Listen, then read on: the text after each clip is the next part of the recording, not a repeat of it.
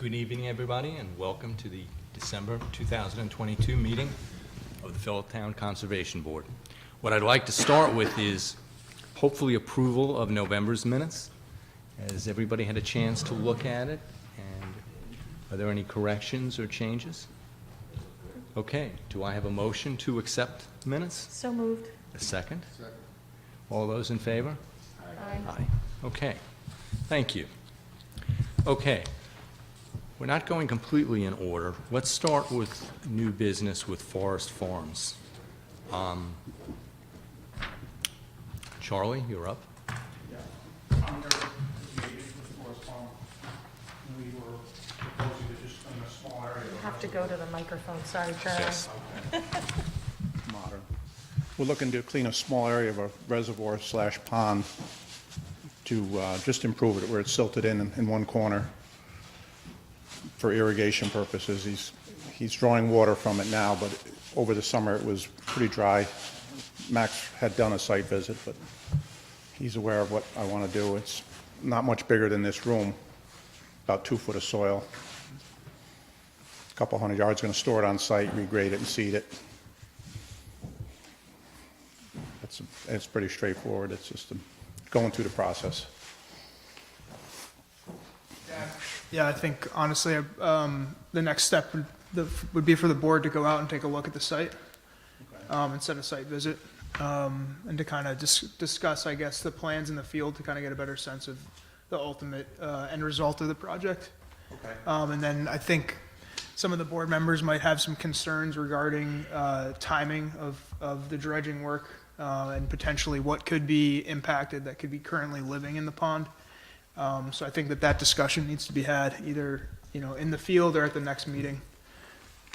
Okay. Yeah. Like I said, timing is whenever. I'd either do it in the summer when it was drier, or I would do it over the winter when it's frozen, because the spring won't be good for that location. And I'm assuming what you're planning to do with the, what you just said is where the dump areas eventually spread out the material. Well, there was a cut made when the reservoir was built. Okay. There's Fill a hollow, and I would just place it up in there and then stabilize it until I could get something to grow on it. So I think we should set a site visit, and, within the next couple of weeks. Yeah, that makes sense. All right, just, I guess shoot me an email. Yeah, we can coordinate with Cheryl, and the board can coordinate with you.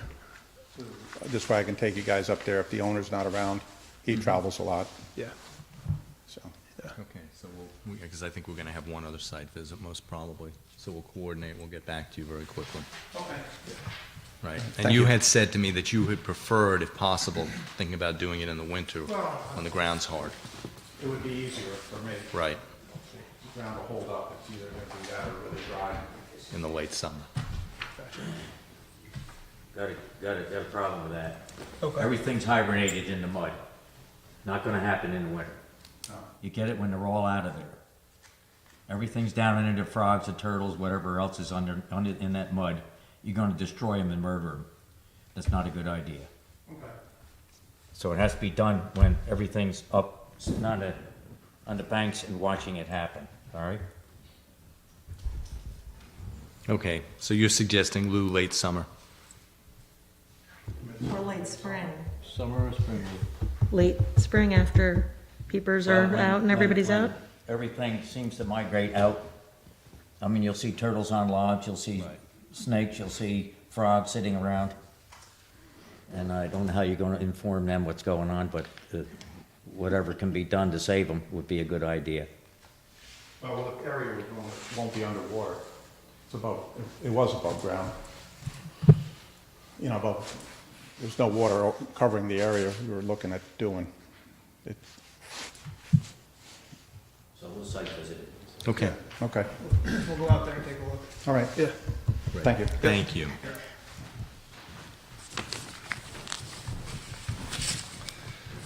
Okay, what's next is also new business, Magazzino, but I assume there's nobody here.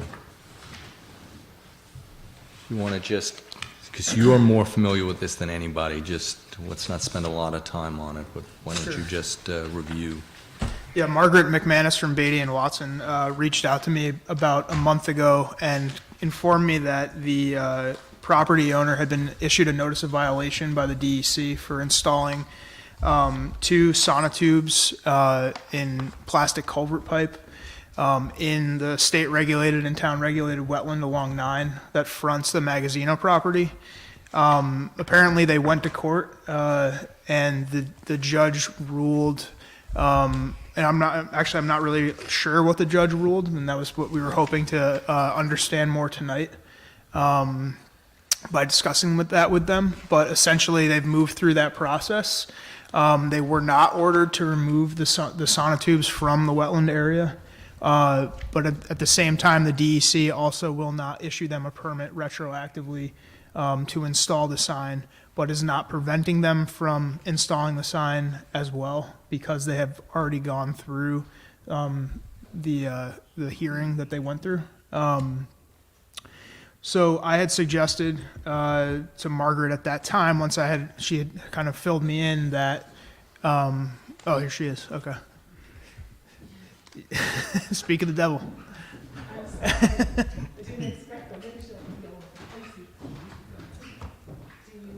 I was just kind of updating the board on what was going on, so I would rather you speak than me. Sure. Yeah.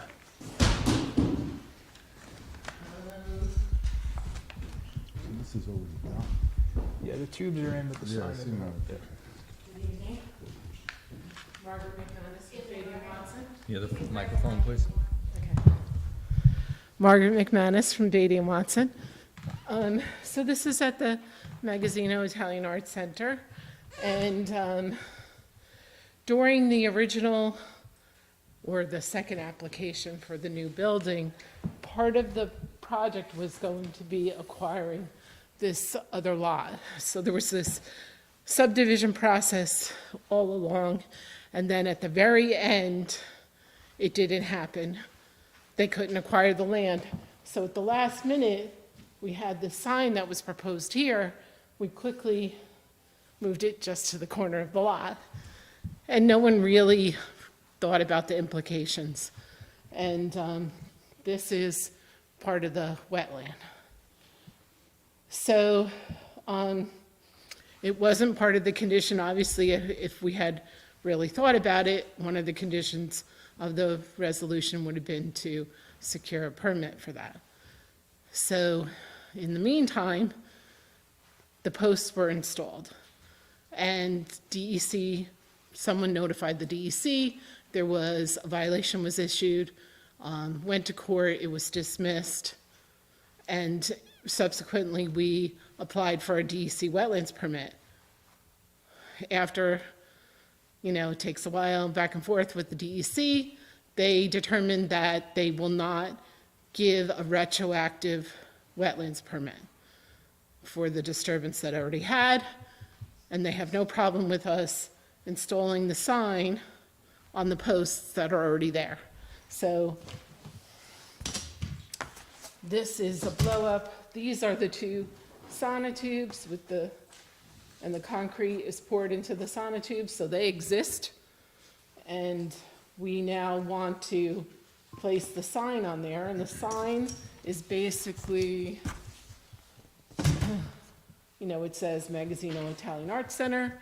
It's to give drivers that are southbound forewarning that the entrance is coming up.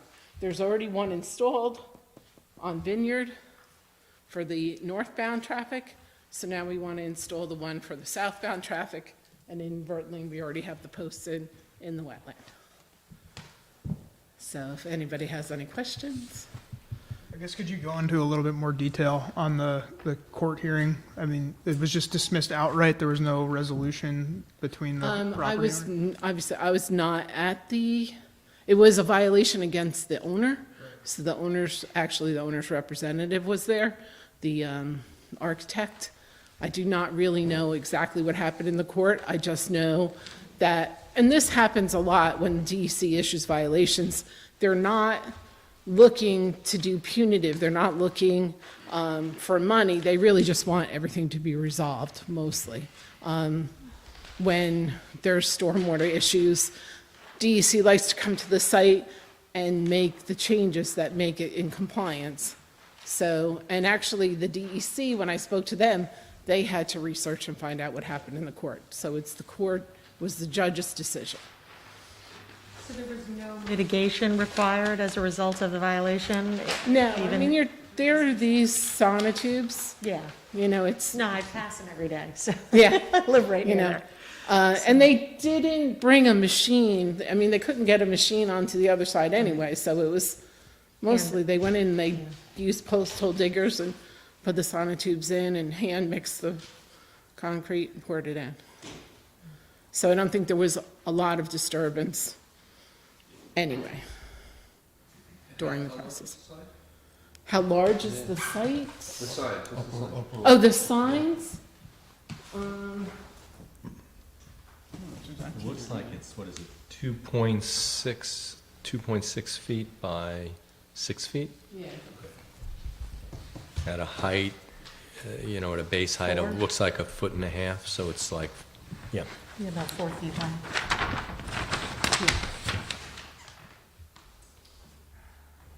So the signs were approved during the planning board process because they were, it was just in a different location. But the sign wasn't approved by the planning board in its current location It was on the site plan, it just, on a different parcel. no, originally it was here, and when it was approved, it was here. But that all happened, I don't wanna, you know, like, I don't wanna say it was anybody's fault, it was, you know, it just happened during the planning board process. It was approved in that site, but it didn't get picked up as a condition of the resolution that we should come here. Had it been there all along, I think everyone would have recognized that a permit was needed. I guess my thought is, and the board can weigh in on this, since it is just two sonotubes, it's probably not difficult to remove as well. You know, so. Well, actually, it probably would be more disturbance to remove them than to just leave them there. Well, that and can be there's no- mitigated afterwards. There's nowhere else to put it. Like, there's nowhere else to give the warning. So from a, you know, safety point of view for the public, having the warning sign there is a benefit to the public. Yeah, I guess that's something the board should weigh out, Yeah. you know, and thinking about would the board have permitted the sign in that location without any deliberation through the permitting process? You know, It's a very critical turn on Route 9, which is already a hazard as it starts out with. And I believe the signs are a significant distraction. I'm sorry, but that's the way it is. The building's there, there should be some other way to announce it rather than having a eye distraction on that turn, my opinion.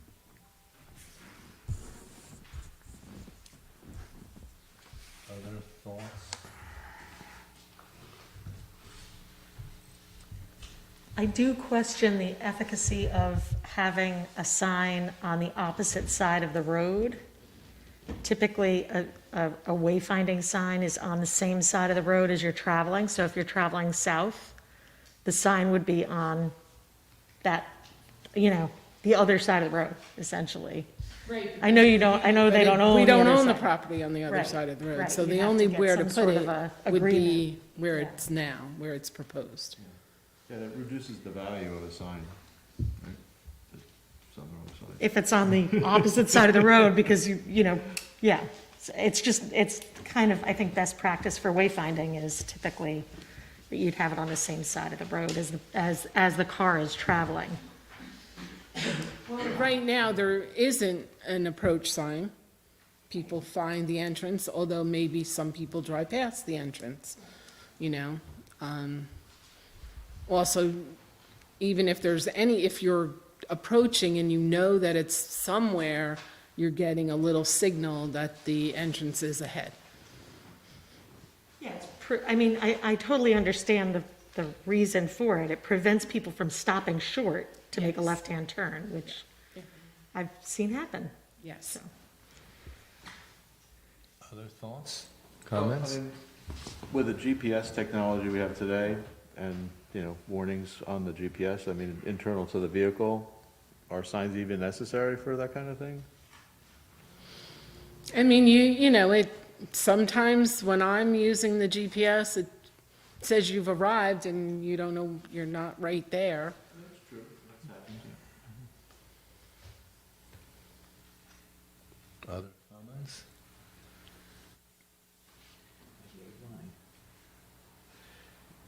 I'm sorry, is it the board's purview to comment on, so the wetland disturbance part has sort of been okayed already, right? No, they're asking for a permit from us. The DEC, since it is a state-regulated wetland, right? So then, at that point, it requires a permit from the state and a permit from us. So are we concerned with aesthetics at all, or whether or not that's a place you want to have a sign from the looks of things, or is it strictly? That's the Yeah, planning. it's That's more of a board's planning process. board Yeah, it is thing. predominantly for us, disturbance to the wetlands, okay? And this is a retroactive request for a Right. permit, because the Right. sonotubes are already in. But this property's been before us before, when they were doing the entrance to the facility, so they're well aware that they need permits, so I kind of find it surprising, but I'm often surprised, so. What about maintaining the sign? If the vegetation grows over the sign and stops the, covers the view, what are the plans for? So this is basically what it looks like. The sign would be above the vegetation. There would be no disturbance of the ground. If there was vines growing, we'd have to cut them, but there's no additional disturbance required to install the sign. I mean, even that though is walking But kind of through the on years. fine land in terms of disturbing and, coming in conflict with our regulations and the state regulations for maintaining vegetation in a wetland, in the future. So, I think that's a valid point. That was something I was thinking of as well. Right, but, I mean, this is what it looks like. I don't anticipate that the sign will be interfered by any of the brush that's there. I think in the future, it could potentially be for, if there's any sort of invasive species that are in that wetland, I know it's cattail dominated now and that won't necessarily grow that high. I believe there's Phragmites on that site. If that stand of Phragmites encroaches and takes over that entire wetland there, that sign will become hidden in the future. I don't know what the contingency is for a situation like that in the future. I guess my question is too, how much room do you have there until you hit your property line? And the DOT right of way there. It is actually within the property line. Right, but I'm saying, how much closer could you get it to the DOT, like the road? We can't get it any closer to the DOT. It's right on the edge of the property line. So one sonotube is on the line. One sonotube is basically on the line and the other is in line with it. So, I mean, I think what we're weighing, I think we need to put within reason aesthetics aside. It's a matter of degradation to the wetland as well as, I'm going to call it public safety. I agree that, best practices for sight distances and traffic would be to have the sign on the other side, but I'm not sure that's a realistic goal. So, I personally don't believe that you're going to be doing any significant damage or disturbance to the wetland, and I think that could be written into a permit.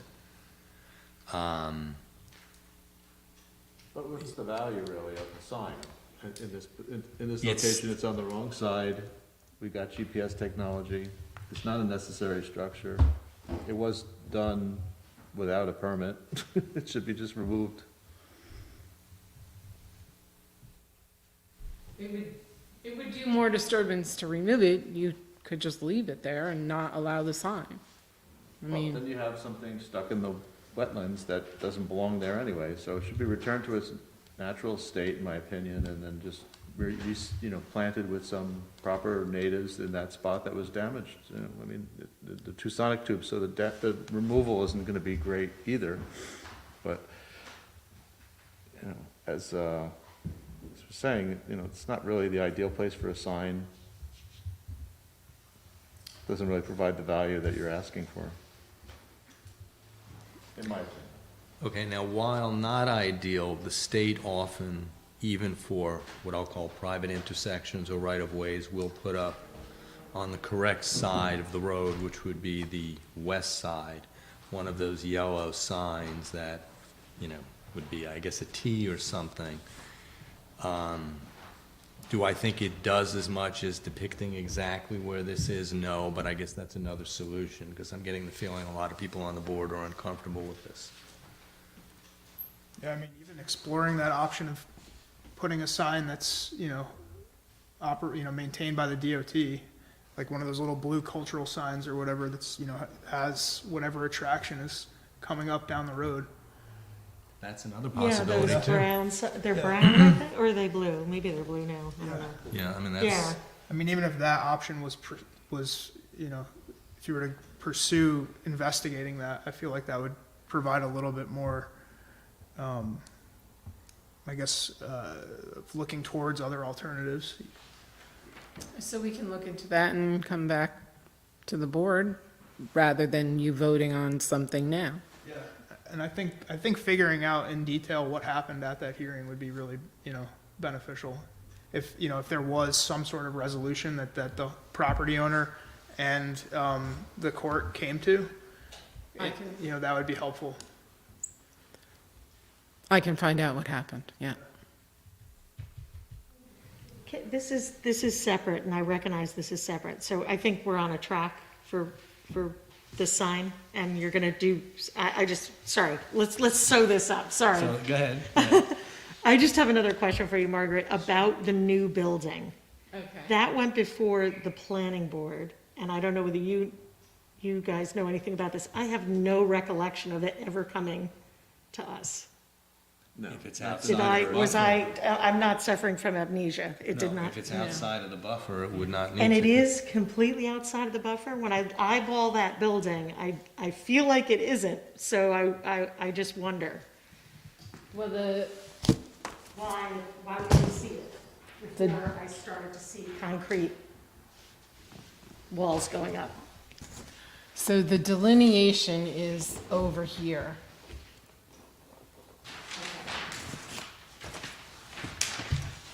The delineation is along the front.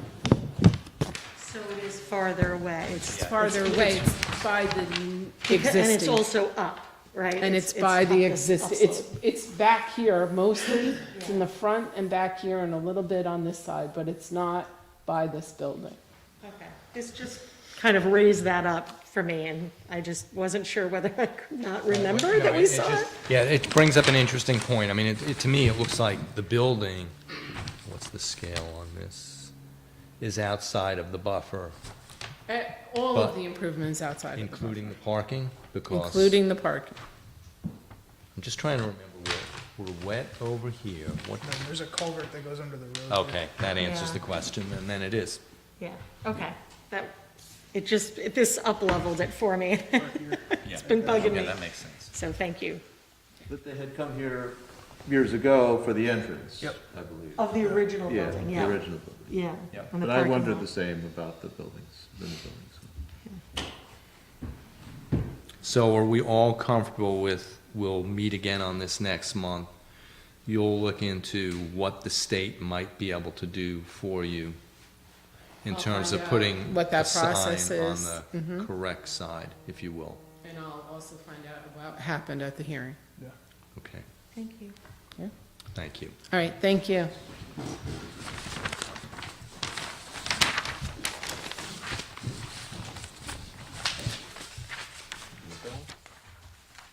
Okay, welcome homes, please. Or welcome home. Back for welcome home.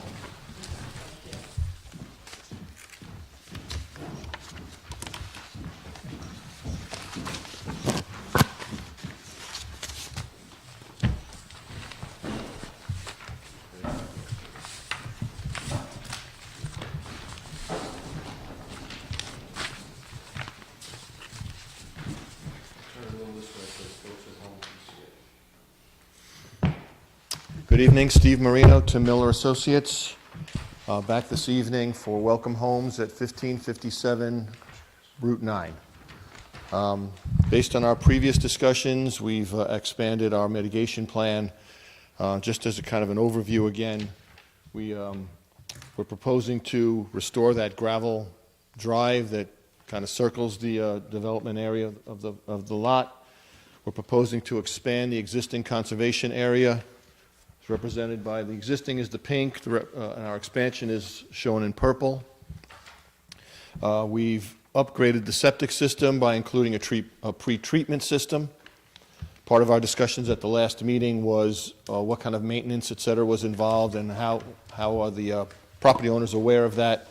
I did include in the package the 15-page maintenance program which has durations and how frequent different types of maintenance is required, and actually it goes right down to nuts and bolts as to how to change out parts and et cetera. So that's a very detailed plan for maintenance of that system. On the revised plan, we upgraded the maintenance and monitoring of the mitigation areas from 3 years to 5 years, as Max had pointed out at the last meeting. We've included more detail on the invasive species removal plan, is on that plan now, and we have, I think the largest thing is that we are now showing the post and rail fence that the board had requested at the last meeting to kind of limit the area of disturbance and the area of activity on the site to a specific portion of the property. I guess there was, as I recall, there was discussion specifically where that could go. The future homeowner agreed to that limitation on the property, so we are showing that post and rail fence now outside of the septic area, really just a square behind the house and a little bit around the side of the house as being an area that would be fenced in and the remainder of the property undisturbed. The septic area and expansion area for the septic would be a low maintenance area, maybe mowed once or twice a year just to keep woody materials down off the septic system, but would be planted in some kind of a wildflower mix or meadow mix. I think that covers the different things that have come up at the last couple of meetings, and we're hoping that this is the meeting that the questions are all answered and you folks can vote on approving this project. Max, do you want to begin? Yeah, I think the restoration plan touched on a lot of the details that we had discussed at the prior meeting. I guess the other aspect outside of the restoration component that I think the board still had some questions about was the maintenance of the system.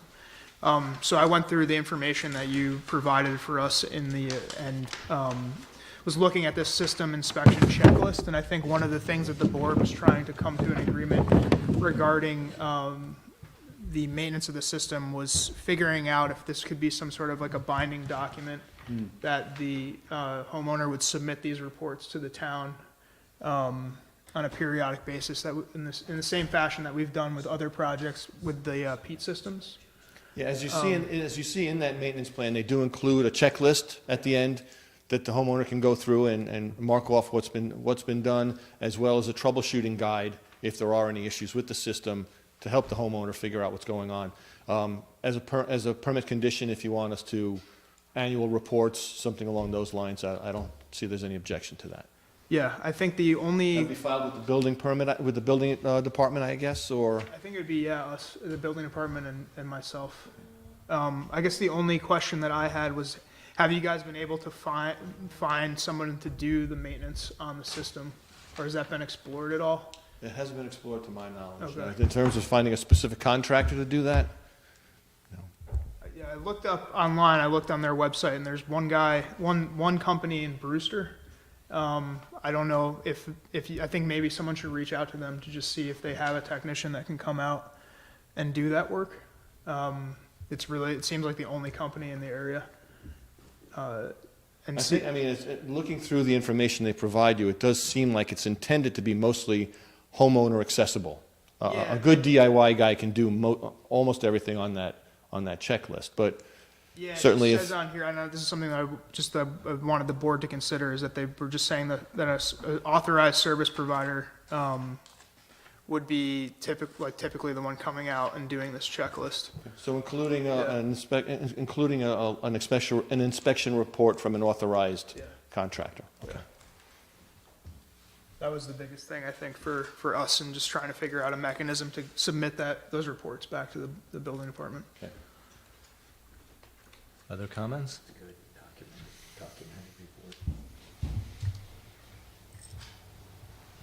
I guess the one other comment I had was maybe to get the board's opinion on, in subsequent years, if the mechanical removal of the invasive species in the restoration area is not going to accepted standards, if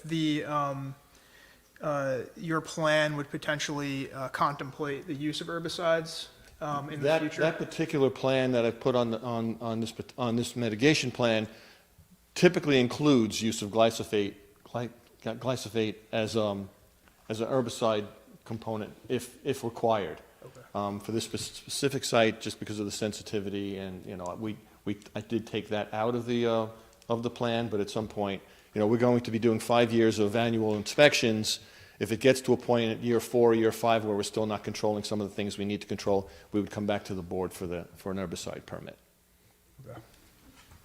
Yeah, and it doesn't have to necessarily just be herbicide, but, we're open to other, methods of controlling those invasives. I just want to make sure that we're open to assessing the success of the project through that 5-year period. Do you have other comments or additions? I think it's important that an authorized person takes care of the maintenance of this thing. Because it's pretty involved, the maintenance of this. So if we get something signed off by a technician, at whatever intervals the company suggests, I think that'd be a good thing. You're talking about the septic. We're getting nods from the future property owner, so he has no issue with that idea. Because it's a sensitive system. Sure. So I think that would be good if we got somebody that knows more than we do about it, that's taking care of it. Okay. Yeah, I agree. I don't want to see, just a standard plumbing contractor trying to do repair on that. Yeah. No, thank you. Are we comfortable with voting on a permit? Are there any other contingencies and stipulations that anybody wants to add or suggest? Who's gonna oversee all this? Us? Who's gonna oversee this? Everything that happens? You mean the We'll be enhancements we'll be and preparing the annual reports. Okay. And submitting them to the board and the building department.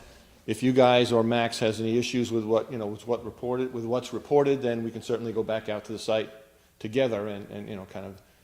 But generally, we provide reports. No, I mean, that's a good question, because in terms of, Welcome Homes has their own engineering firm.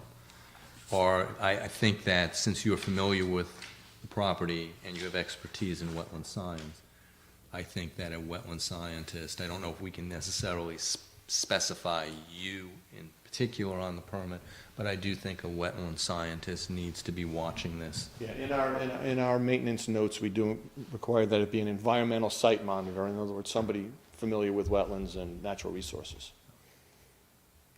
This does feel like there's going to need to be quite a bit of oversight over the next several years to make sure that this is managed appropriately for the sensitivity of the site.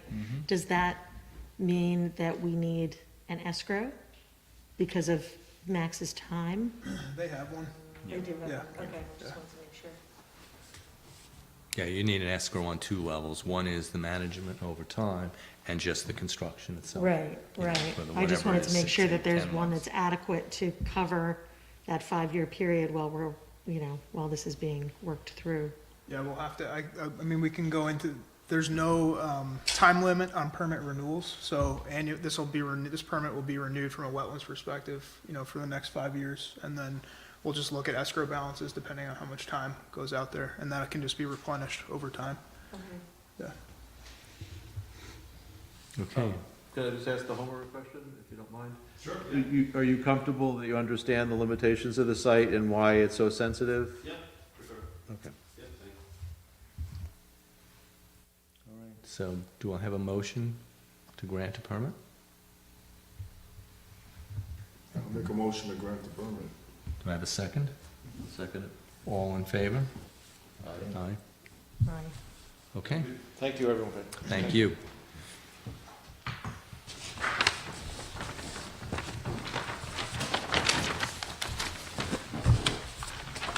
So Steve, once you get me that stuff, then I can issue the permit to you guys and then reach out to Greg at the same time so that you can start the building permit process for sure. Yeah. Okay. Mr. Prins?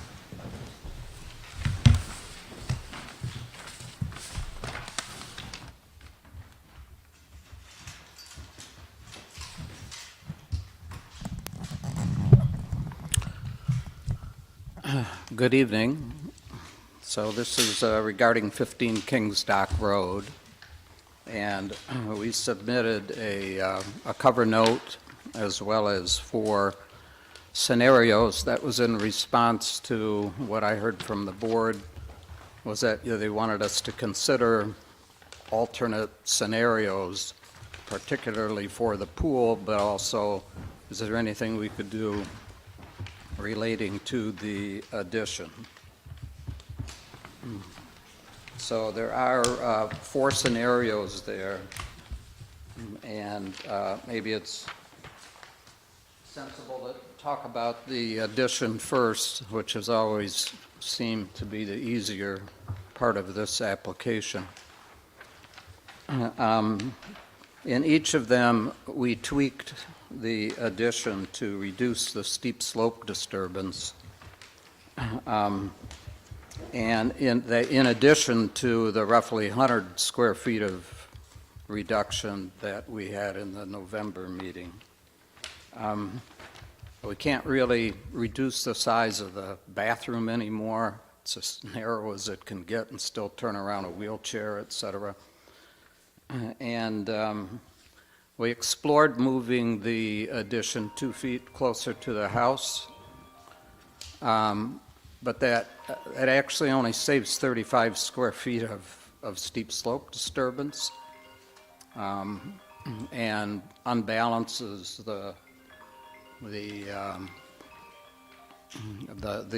house and the addition.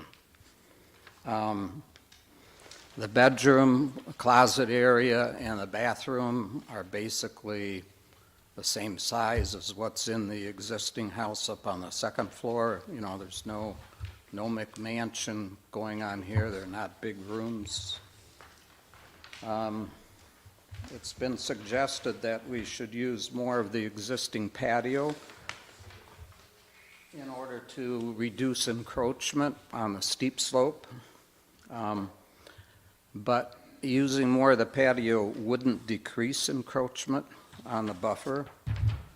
And I don't think reducing steep slope disturbance is actually something that's within the purview of the Conservation Board if it's less than 2,000 square feet of disturbance, which is the case. But in any event, decreasing steep slope encroachment, I don't think could occur. If we located the addition, more than 2 feet closer to the existing house, which, as I said, would hardly save any steep slope disturbance, we would need to put the dining room on the north side of the addition, and that's just going to eat up more steep slope than what we have been eating up. And I think it would be unreasonable to ask us to move that addition right next to the house. We'd have to rejigger the whole facade of that house, and we would lose the entryway, which right now saves us 5 steps of vertical compared to entering on the ground floor and walking up a staircase.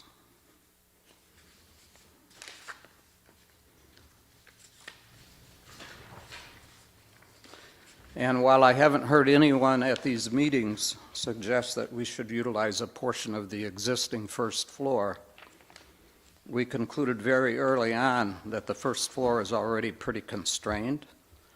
It consists only of a kitchen, a powder room, a little narrow dining area, a hallway, a staircase, and 2 small sitting rooms that together don't even add up to a typical living room in a, small Manhattan one-bedroom apartment. It's just not a big area. And I don't know whether you want to discuss the addition first, or whether you want to go on and talk about the pool and pool house.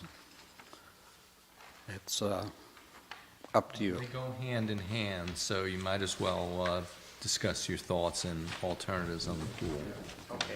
Thank you.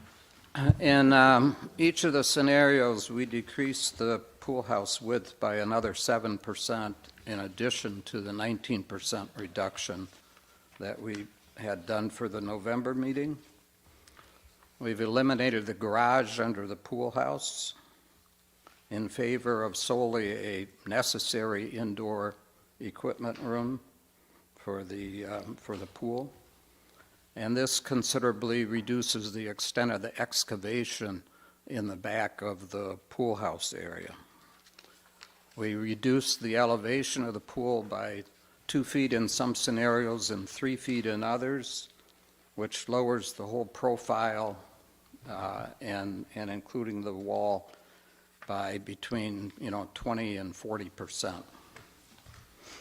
And we were also able to eliminate the track for the pool enclosure. I've found a manufacturer where we can do just a light bolt-on segments, and I think that's also helpful. So the first 2 scenarios are based on the location for the pool that we had at the November meeting. The main difference between them is that one utilizes steep slope area to the north for a sitting area, whereas the second scenario has a cantilevered deck, pervious deck, that would extend further into the wetlands and not use steep slope disturbance. The one with the sitting area to the north uses about the whole project together with the excess allowance is about 1,650 square feet of disturbance. If you put the deck on the front, it goes down to about 1,350 square feet of disturbance. The third scenario minimizes steep slope disturbance. It's Can I interrupt you for a moment? So Yeah. that's option 2, okay? I just want to be clear. Thank you.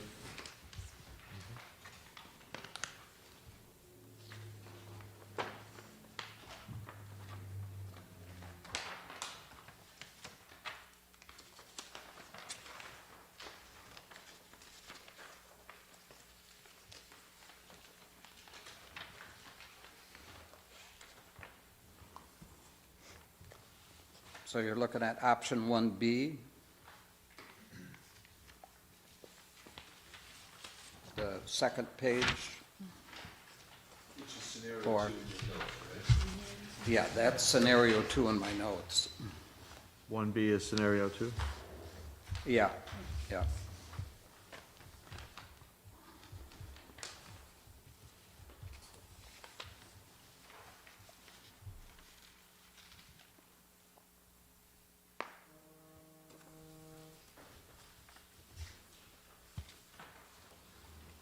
Were you about to say something? I'm sorry. I'm sorry? Were you about to say something? Only if you're ready for me to go on. I thought Yeah, maybe you had a question on, No, I was just asking which okay. plan number. We're good. Thank you. got it, okay. So what's listed as option 2, which is scenario 3, sorry for the disjunction between myself and our architects, minimizes steep slope disturbance.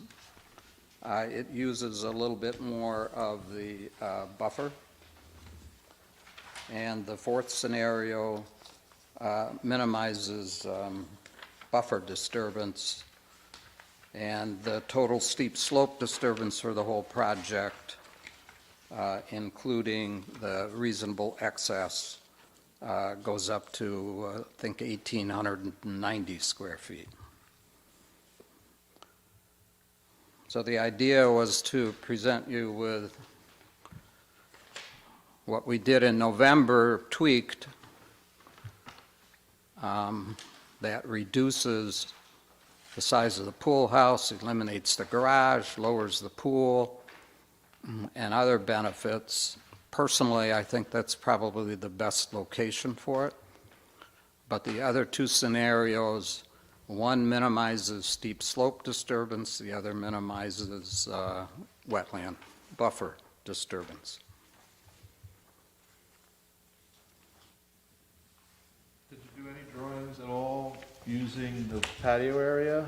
I mean, we had asked specifically to have you look at the patio area, and, I mean, I know you commented on it, but I don't see any drawings utilizing what it would look like with, if you pulled that completely into the empty space here, you know, where the stairs are. No.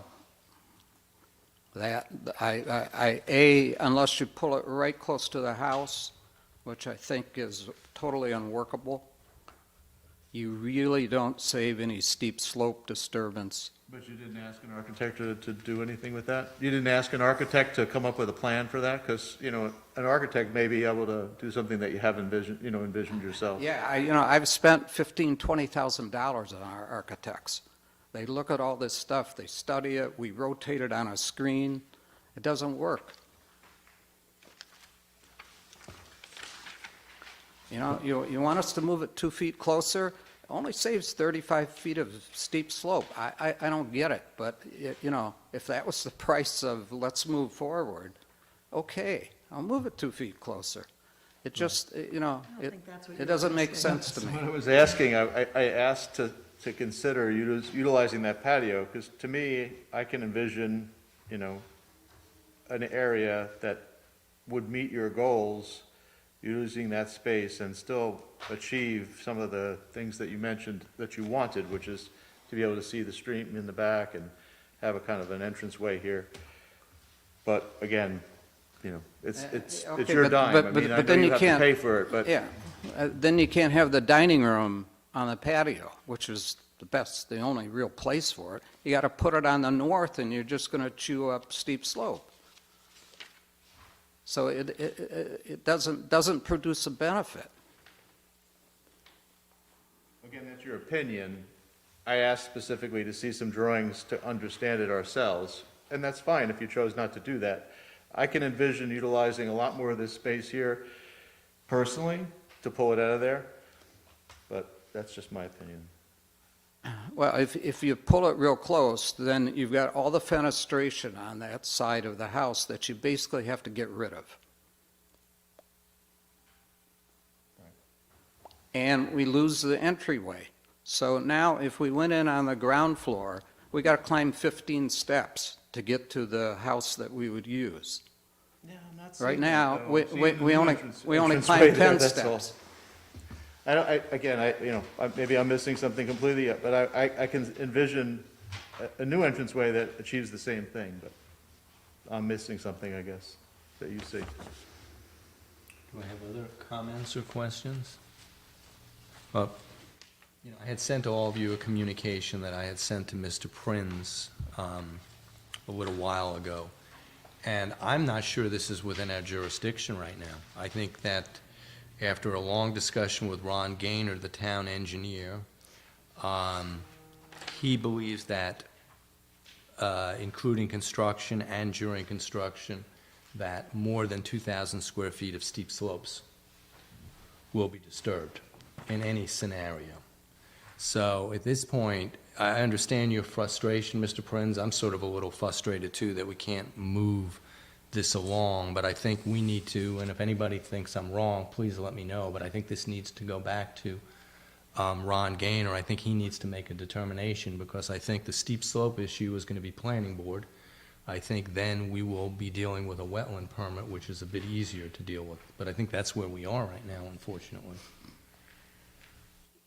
When I looked through all of these scenarios and I was looking for those those subtractions, those significant subtractions, but I still look at when I look at the plan, I worry that I worry exactly what you just said, that no matter what, there's gonna be disturbance during construction that's going to be in excess. Yeah. Well, I it just would have don't been see nice as had many had Ron Gaynor. I just don't see as had many Ron changes Gaynor- I'm as you, sorry. Go ahead. you had shared with us that you were gonna give us a lot of options. I look at these and they actually look super subtle, the changes in each. I don't think there are a lot more options. So the question to my mind is, assuming I satisfy Ron Gaynor, because I don't know where he's coming from. He hasn't been at that site. He doesn't understand how Charlie Polhemus would do it.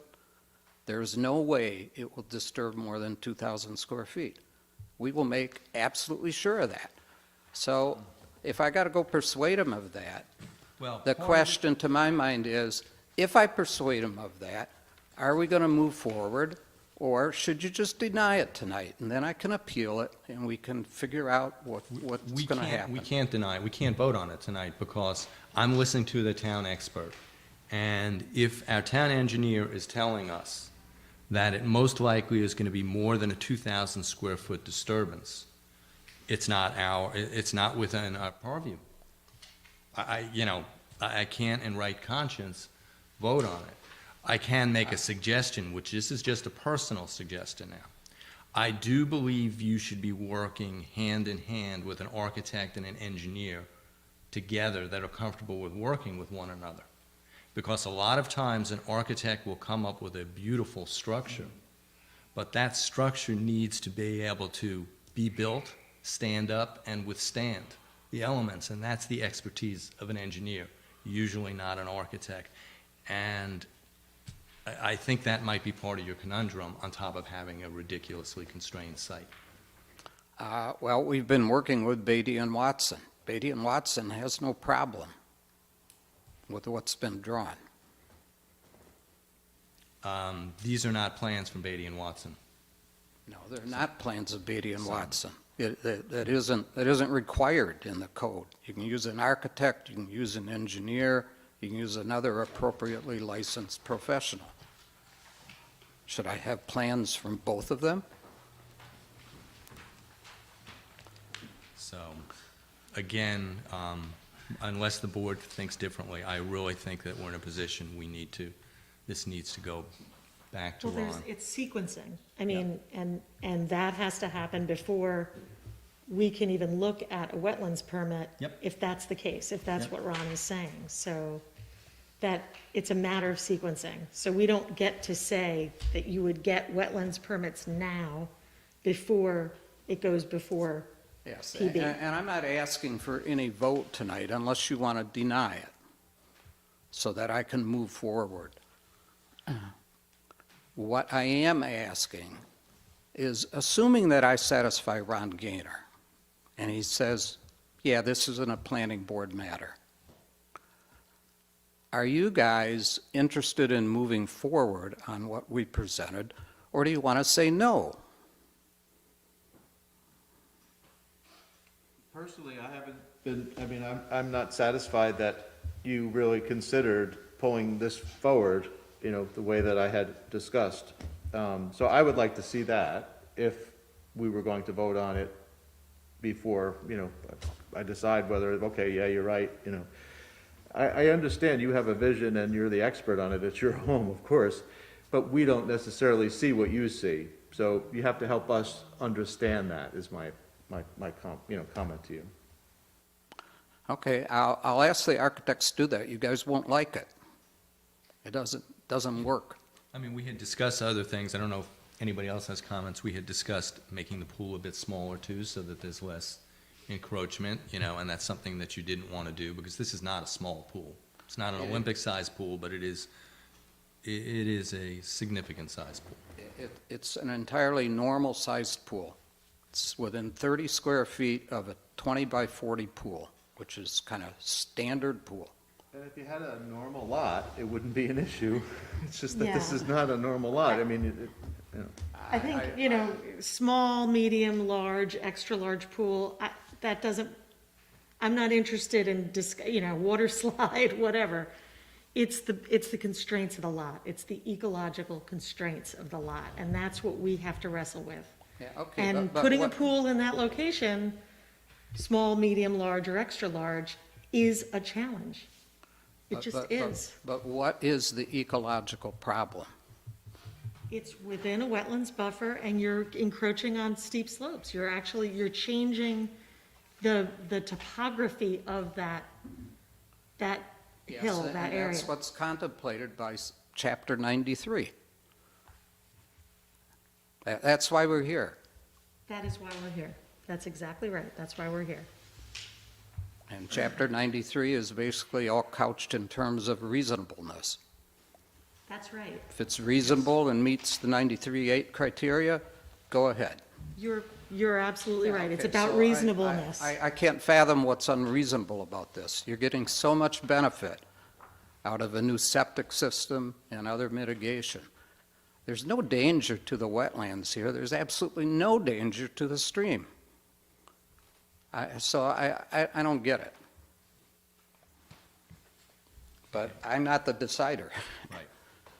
I mean, I think, as I said, at this point, and we'll do this very quickly, you and I will speak to Ron Gaynor and get this in his hands. And then it will be, is this going to the planning board or not? I guess the other component of this is which scenario is your top choice at this point for us to present to Ron? It would be 1A or 1B. I think that's the most natural. It sits in the bowl. It doesn't get too far front. It doesn't really disturb very much steep slope. The pool level is almost, you know, meets the steep slope. It's all kind of pretty natural. The one where you minimize steep slope, which, as I said, if we don't exceed 2,000 square feet, it doesn't enter into the equation unless somehow it's damaging the wetlands, which I don't see. But it raises the profile of the pool a little bit because you got to push it a little higher when you push it a little bit back, et cetera. And the one that uses more wetlands and almost no steep slope, yeah, I'm okay with that too. But I'm not sure you'll be as happy with it. I mean, to kind of speak to your point and MJ's point as well, in terms of the reasonableness of the code, it's not uncommon for applicants as well to retain a professional like a wetland scientist or somebody that's similar to an ecologist to assess your project's desired end goal to the resources on the property and prepare a report as well to be evaluated by the board. And that can provide some level of hard evidence, essentially, as to what the potential impacts could be from your perspective that can be evaluated by the board as well. That's just something to consider. Yeah, okay, well, we've got Steve Marino on retainer. He's looked at pretty much everything that I've submitted to you. Sure. If you guys think you need a report from them confirming that this kind of, all works vis-a-vis the wetlands, I can ask them to look into that.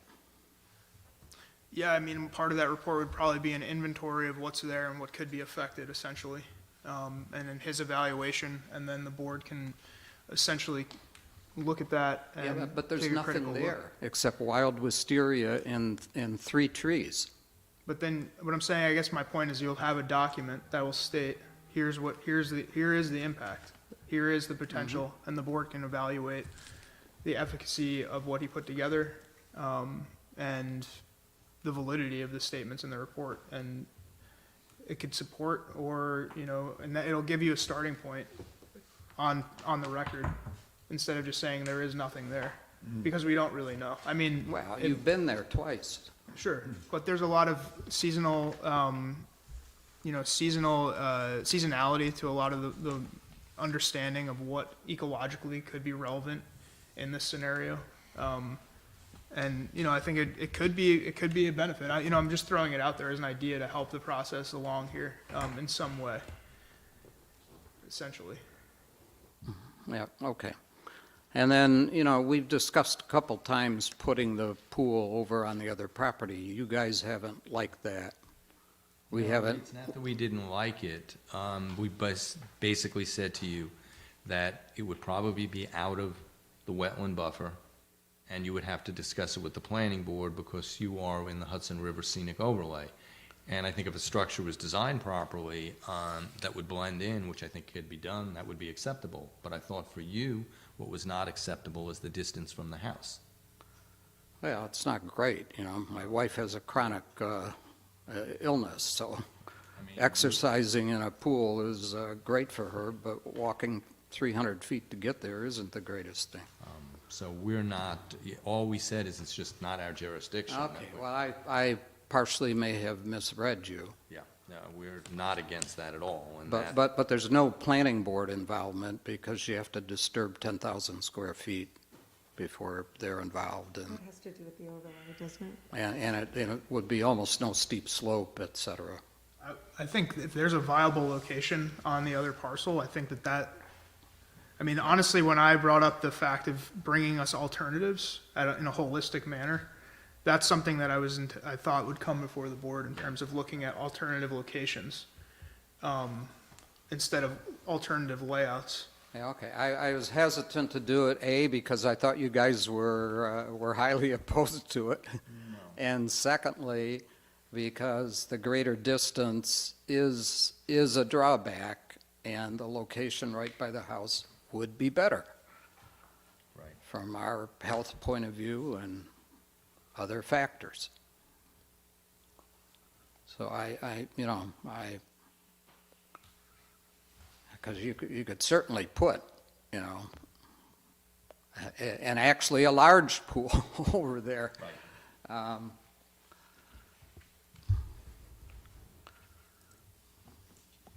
That's going to be your decision, whether you want to entertain that.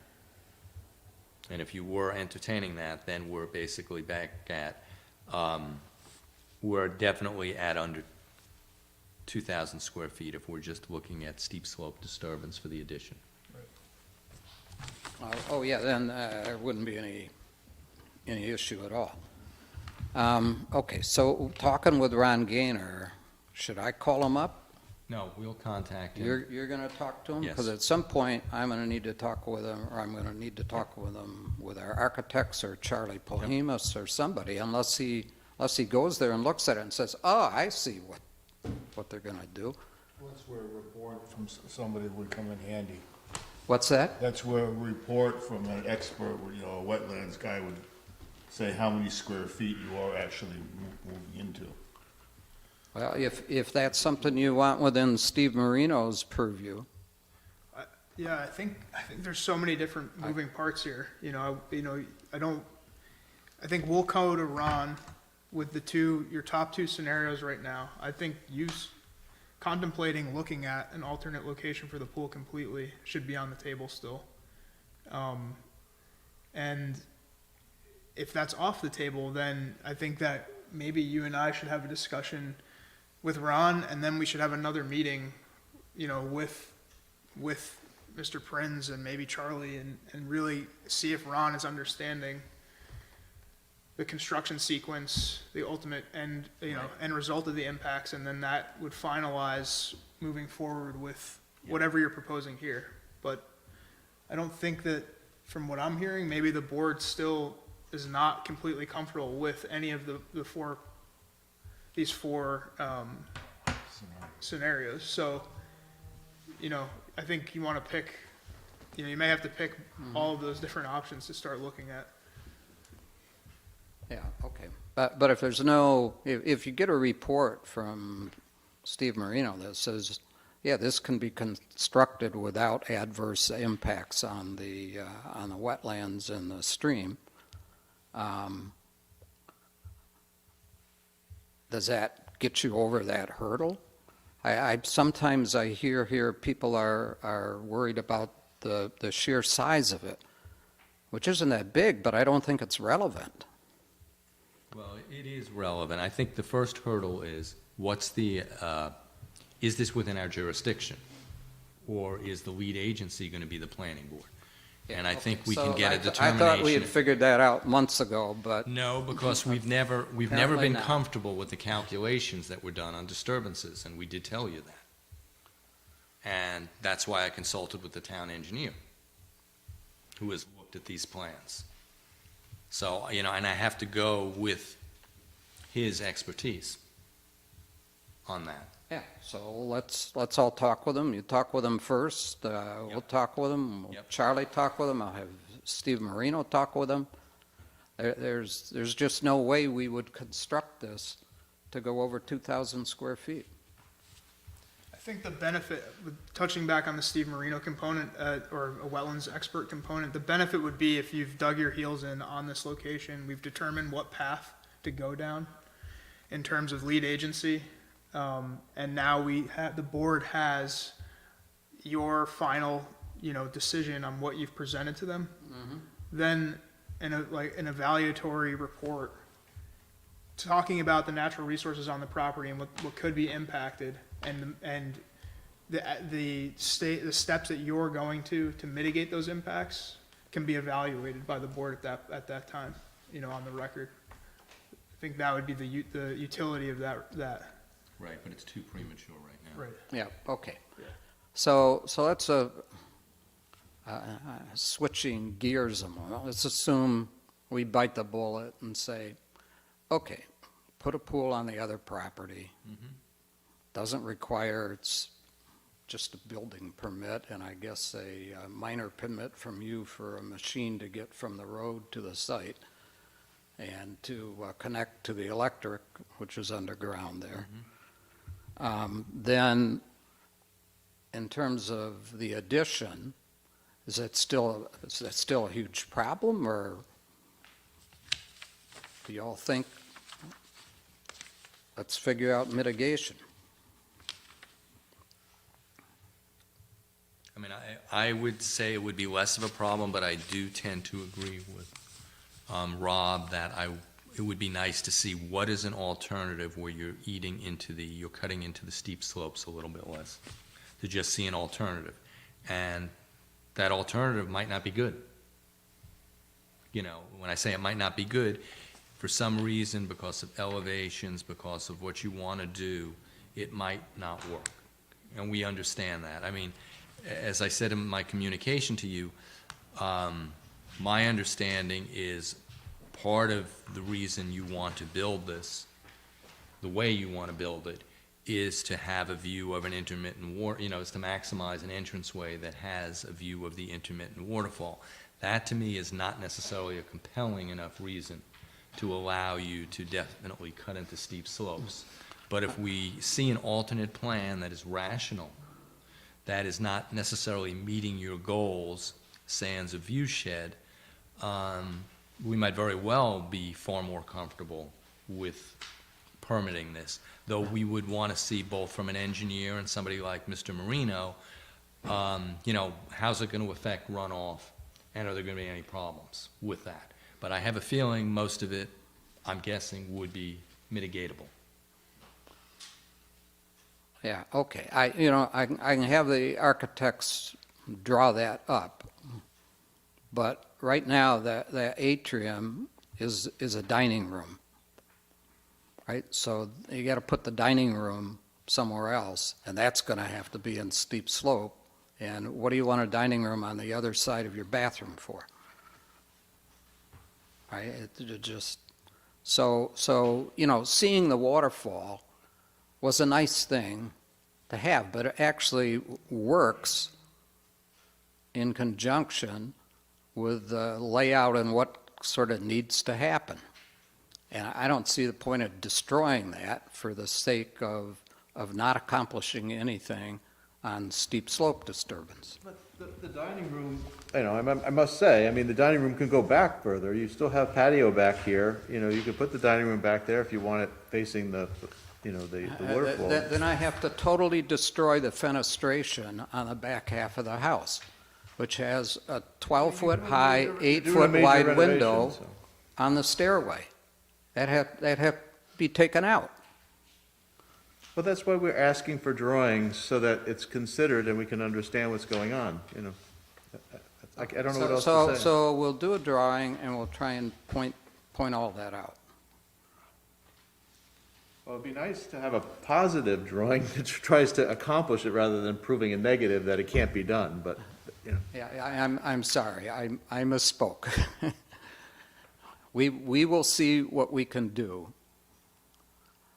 Personally, I'm skeptical because we've kind of been through this exercise on the computer screen on Zoom calls. But I'll have them take a go at it. So I just go back to the goal of the addition, which you shared was so that you would have a bedroom and a bath on that one, you could have one floor living when you decide that it's time that you need one floor living, right? So the idea that the dining room does the house not have a dining room right now? It doesn't have a dining room. Okay. It's got this thin area about this wide where we have a dining table. Right next to the kitchen island. That's it. It's not a big house. And there's a reason why it's not a big house. That's right. It's on a constrained You know, I mean, property. You know, it's by definition, has to be a small house. I for the understand, site. Yeah. but I don't see that anywhere in the code. I don't see any basis for that being an issue in Chapter 93. And if there is a basis, I'd love to understand I'm not it. clear on what you're saying, Mr. Prins. I'm not, The size of an addition in a buffer is irrelevant to Chapter 93 if you meet the 93.8 criteria. So maybe we need counsel at the next meeting, Andy. I mean, As far as We're just I kinda going can in circles tell, here. yeah. then at least all these discussions could be just thrown to council, they could make a decision, they could come back with a determination. I mean, you know, I have my opinions, you know, I'm not a lawyer, you are a lawyer, as we've said, you know, so, I mean, let's have counsel if we're gonna talk about what's in the code. or probably better, submit him half a dozen written questions. You know, he weighed in the August memo and said, you need 2,000 square feet of steep slope disturbance. I mean, if you want to provide us with some bullet points or questions for the council ahead of time, I'll make sure it gets to him right away. Yep, okay. And we'll get to Mr. Gaynor, both Max and myself. in Yeah, the and next you're couple gonna of talk days. with Ron, and I'm gonna work with our architects, and I'm gonna work with Steve Marino. And I'm gonna think with my wife about the other site. alternative site. Vis-à-vis Mr. Marino, I would not spend a lot of time right now on mitigation plans. I think that's not money well spent. That's time not well spent until we have something that looks like it's permittable. And then we can go quickly for that. 'Cause Yes, that yes, could but be a Steve, contingency. what I was hearing anyway, can be useful in determining what kind of disturbance there would be and what it would be disturbing. What the impact would be Right. of disturbance. Right. Yeah, and we would take that under advisement. That wouldn't be the only thing that we would consider. We've all been out to the site. Yep. Any of us who have been on the board for a number of years have been to that site many times. Yep, yep. So, And we know you're frustrated, and you know what, I think most of us who have been working with you are frustrated too, that we can't move this quicker, and there's not a better way to do this yet, and hopefully we'll Yeah, get that you know, next it's time. not an easy site, but, you know, if Ron had put his foot down and said, I think this is going over 2,000 square feet, would have been nice if he had done that, you know, in September. I'm Not not much sure- has changed since then. Yeah, I'm not sure there was necessarily enough information at that time, Yeah, so. whatever. Anyway, we are where we are. I really do thank you guys for your thoughtful consideration of all of this. I know we're not always agreeing on everything, but I think it's important to try and work it out if we can work it out. Yeah, I do think there is a way that it will be worked out. All right, thank you. Thank you.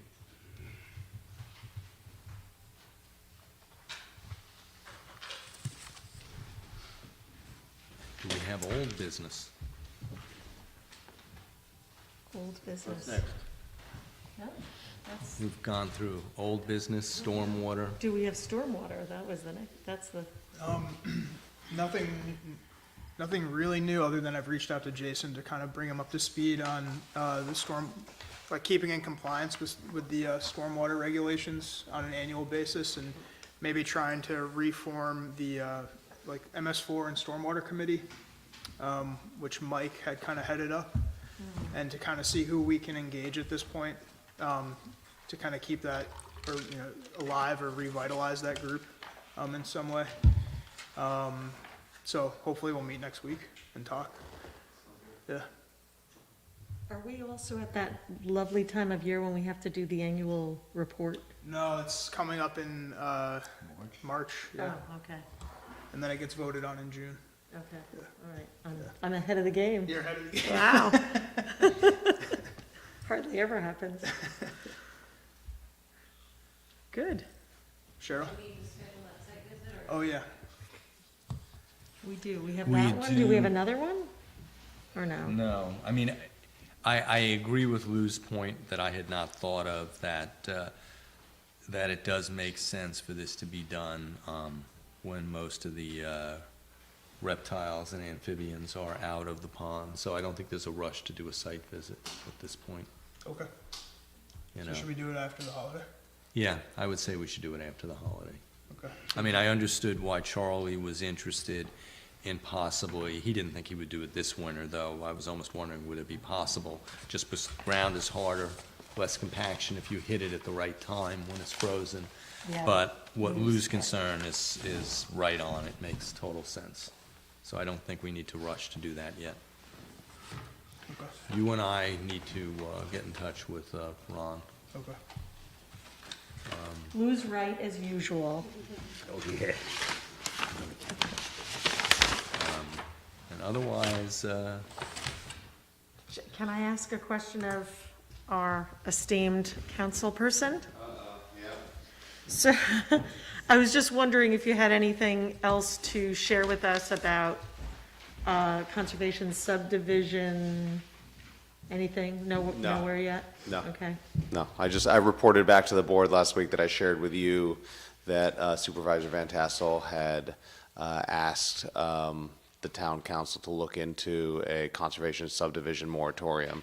But we have not also heard back from Hudson Highlands Land Trust on if they can identify some sort of technical assistance in, approaching conservation subdivision discussion again. So there's no progress on that, but I'll follow up again. Maybe I'll follow up directly with Hudson Highlands Land Trust on that.